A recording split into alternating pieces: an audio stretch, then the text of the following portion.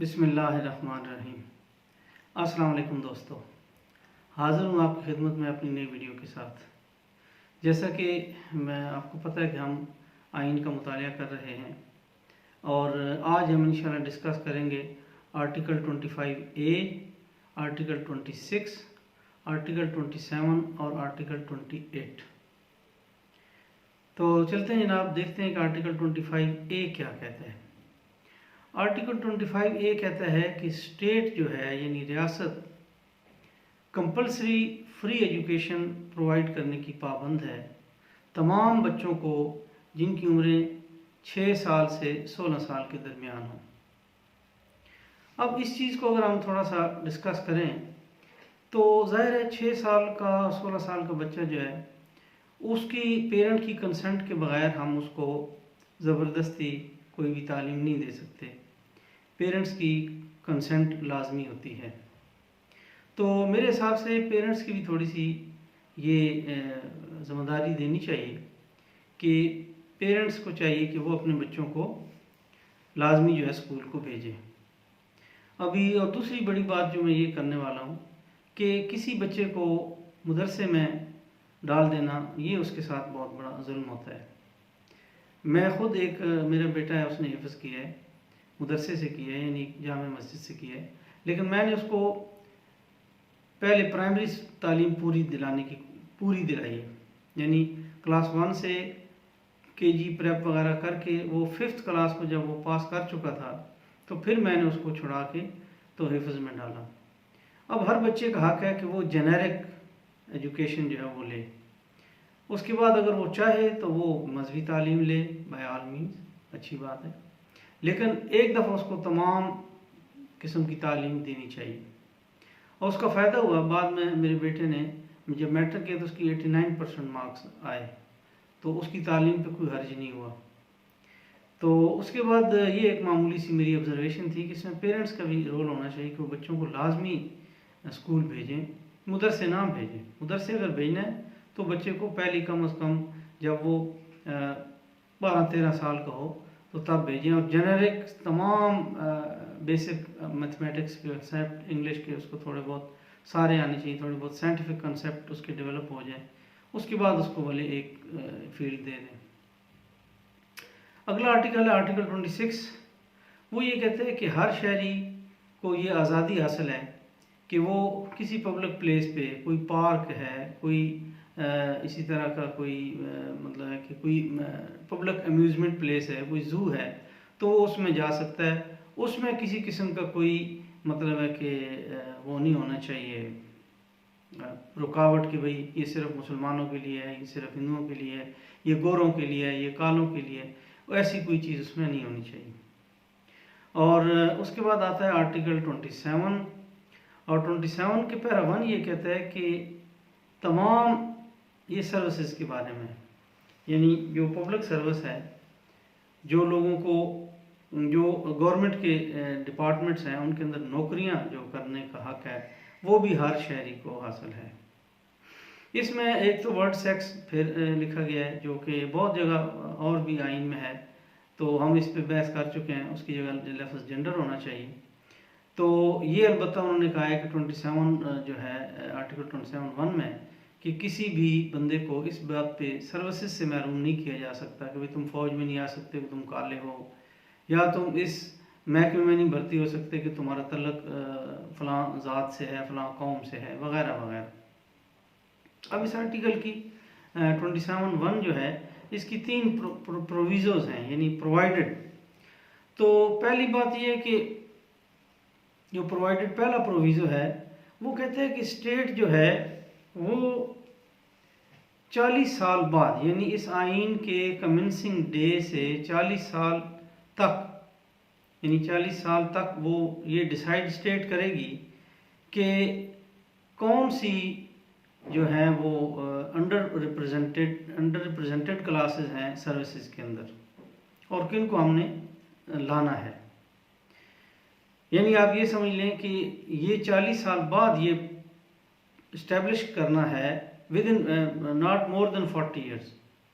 ये स्टेट को साबित करना था कि ये कोटा होगा अगर कोई वो समझते हैं कि फ़लाँ क्लास जो है उसकी अंडर रिप्रेजेंटेड है सर्विसेज के अंदर। तो पहली बात ये कि ये आइन जो था ये 1973 में आया था, तो उस हिसाब से इसको 40 साल हो गए हैं 14 अगस्त 2013 में। 14 अगस्त 2013 में 40 साल हो चुके हैं और अब तक इस किस्म का कोई हमें लेजिस्लेशन नज़र नहीं आती जो ये कहती हो कि फ़लाँ फ़लाँ क्लास जो है या फ़लाँ फ़लाँ एरिया के जो लोग हैं वो अंडर रिप्रेजेंटेड हैं in arm forces, in civil bureaucracy वगैरह वगैरह, मिनिस्ट्रीज़, बाकी जो भी हुकूमती मशीनरी है।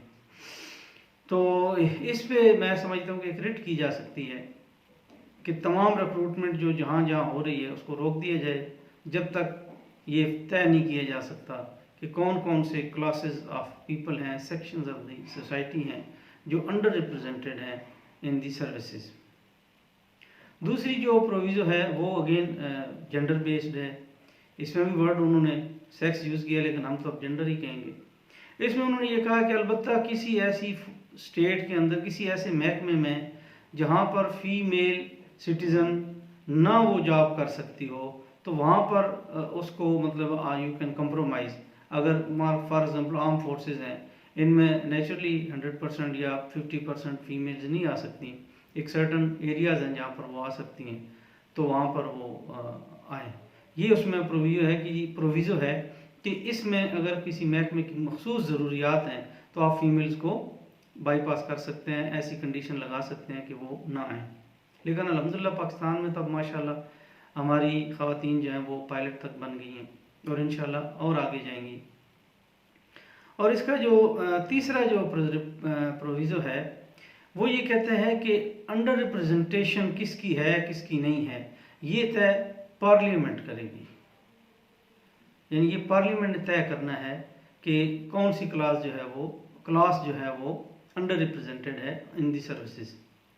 27 आर्टिकल का पैरा 2 जो है ये 18वीं तरमीम जो 2010 में आई उसके ज़रिए डाला गया है और इसमें उन्होंने ये कहा है कि सूबों को ये इख्तियार हासिल होगा कि वो जो है अगर समझते हैं कि कोई एक क्लास अंडर रिप्रेजेंटेड है सर्विसेज में तो वो उससे मुताबिक कवानीन बना सकते हैं, लेकिन उस बेस पे रिक्रूटमेंट करने के 3 साल बाद, यानी आप यूँ कह लें कि अगर वो समझते हैं कि कोई सिंध में कोई दलित है या कोई ऐसी क्लास है हिंदुओं की जो अंडर रिप्रेजेंटेड है तो वो उसके लिए कानून बना दें और उसके बाद वो 3 साल बाद रिक्रूटमेंट करें।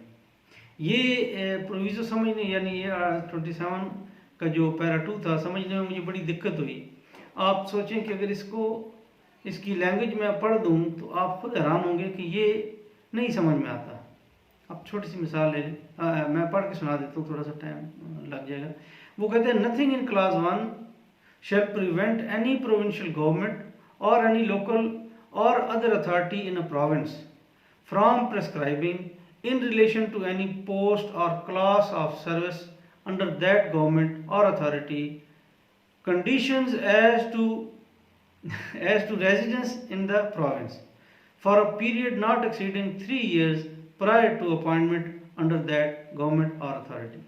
यानी इसको समझने में आम आदमी नहीं समझ सकता, बड़ा गौर व गौस किया था इसकी मुझे समझ में।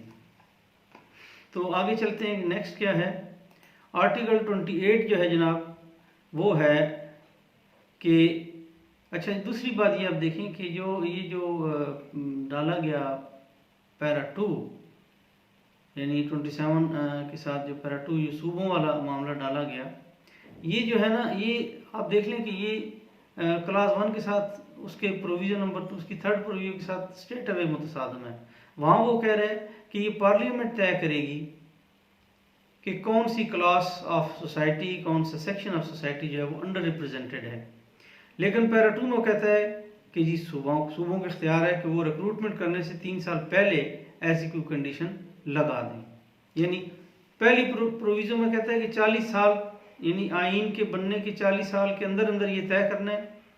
फिर प्रोविज़न थर्ड है कि जी वो पार्लियामेंट ने तय करना है और फिर पैरा 2 है कि ये सूबे जब चाहें। अब क्योंकि ये देखें, ये पैरा 2 जो डाला गया है ये 18वीं तरमीम में डाला गया, और 18वीं तरमीम जैसा कि उसने आइन का हुलिया बिगाड़ दिया है, किसी को समझ नहीं आती क्या हो गया इस मुल्क के आइन को, और हेस्ट में, जल्दी में, without thinking, without applying mind उसको जनाब कर दिया गया। और उसी का जो है वो चर्चा है पीपल पार्टी के पॉलिटिकल नारों में कि हमने 18वीं तरमीम दी है।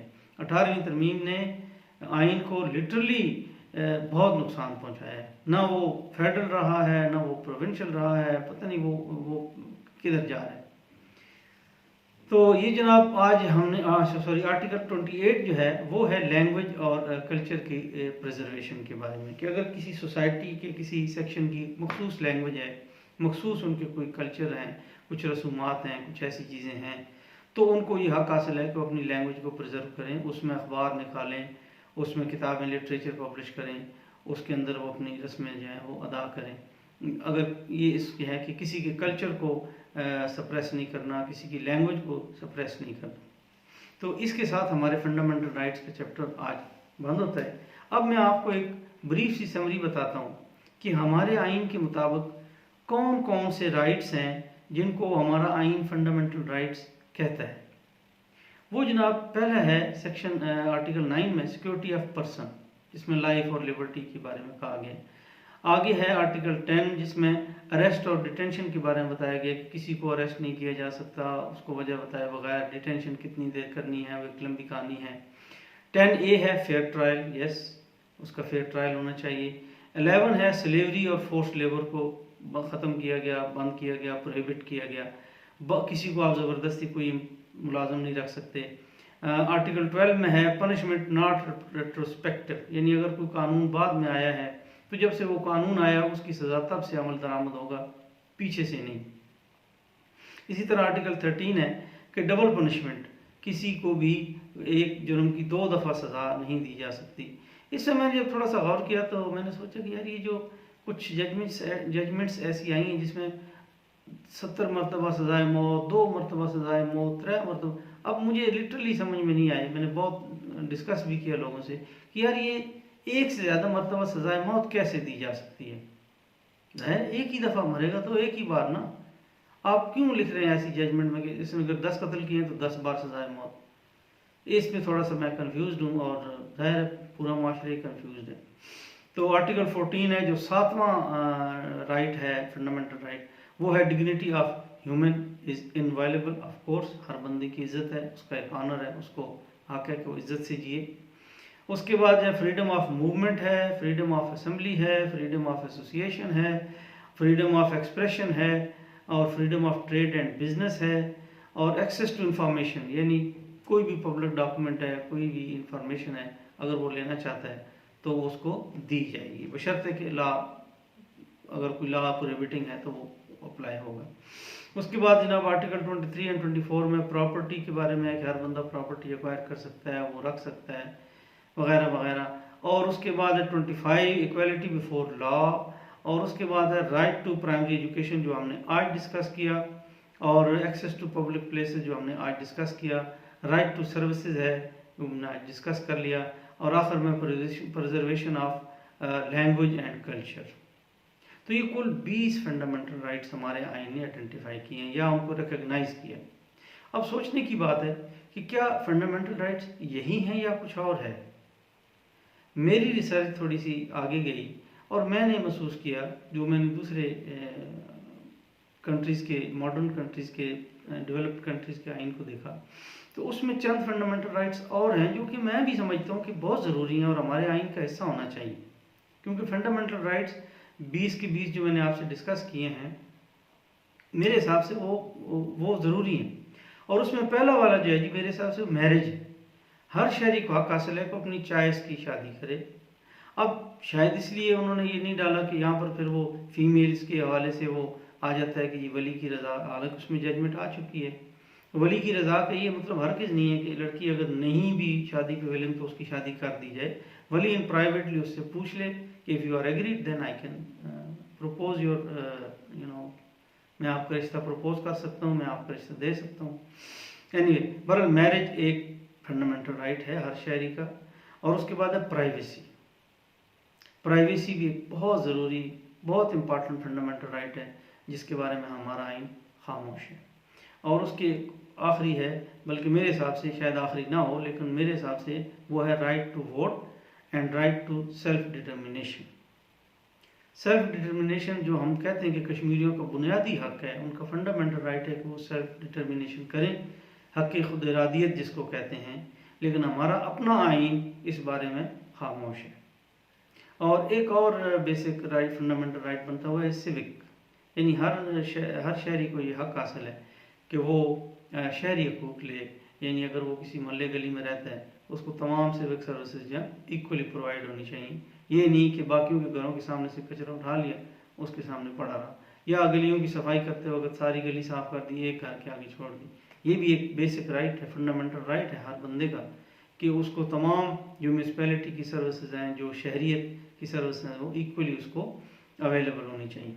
तो जनाब हमने डिस्कस कर लिए तमाम फंडामेंटल राइट्स, उन पे से रासिल बहस की, उनको कंक्लूड किया, और आखिर में हमने ये तक फाइंड आउट कर लिया कि कुछ फंडामेंटल राइट्स ऐसे हैं जो कि बहुत ज़रूरी हैं, लेकिन हमारा आइन उनके बारे में खामोश है। इंशाअल्लाह अज़ीम कल से हम नेक्स्ट चैप्टर पे जाएंगे, नेक्स्ट वीडियो से हम नेक्स्ट चैप्टर पे जाएंगे जो है प्रिंसिपल ऑफ पॉलिसी।